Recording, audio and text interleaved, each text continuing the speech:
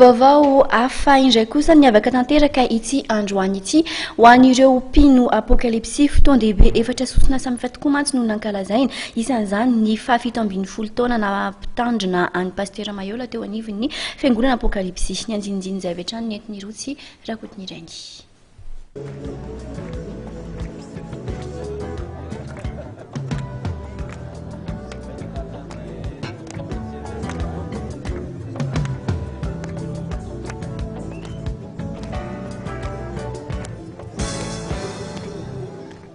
Fotoan-dehibe efatra sosona no tanterahina androany ho an'ny fiangonana apokalipsy tao anatin'izany indrindra ny fankalazana ny fahafito ambin'ny folo taona nitokanana sy nanosorana ny Pasteur Mayola ho mpitandrina. Feno fito ambin'ny folo taona ihany koa nisy ny batisa voalohany teo amin'ny fiangonana apokalipsy eto Madagasikara na ny FAM. Telo ambin'ny folo taona ihany koa izao nazon'ny Pasteur Mayola ny faminaniana izay nataony teny Atsavatsava Itosy.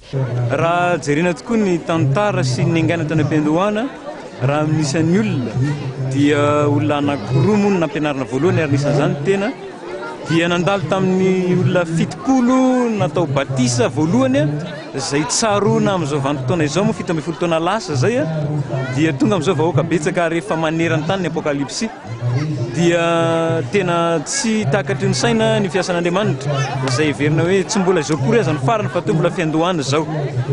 Miteny ho azy kory raha ny zavatra nisy tamin'izany fotoana izany satria tamin'ny fahatelopolo volana marsa raha nosorana ho mpitandrina indray aman-dren'ny Pasteur Mayola tao amin'ny akanjazavavy Beoririka dia radio kasety no nampiasaina tamin'izany natao sono radio kasety nasiana micro fa itsika miteny zao dia efa sonorisation matanjaka ary internet maneran-tany dia zay ngamba miteny ho azy hoe aiza ho aiza tsika amin'izao fotoana zao lasa lavitra dia lasa lavitra tsy takatry ny saina ny fandrosan'ny fiangonana. Ary nandritry ny fotoana androany no firaisana latabatra lehibe ho an'ny fiangonana apokalipsy maneran-tany.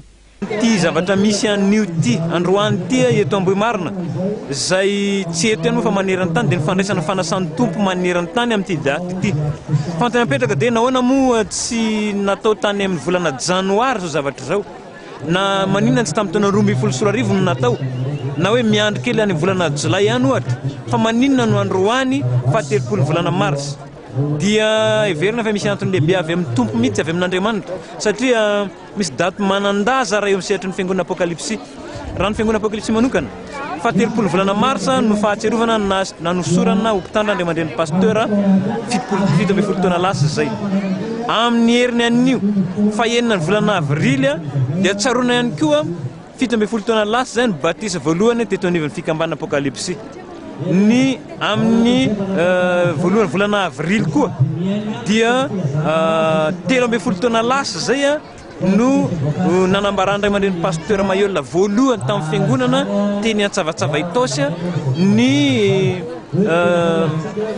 zavatra zay nambaran'ny tompo aminy izany hoe ny faminaniana ny amin'ny taona 2024 alasa filoham-pirenena azy.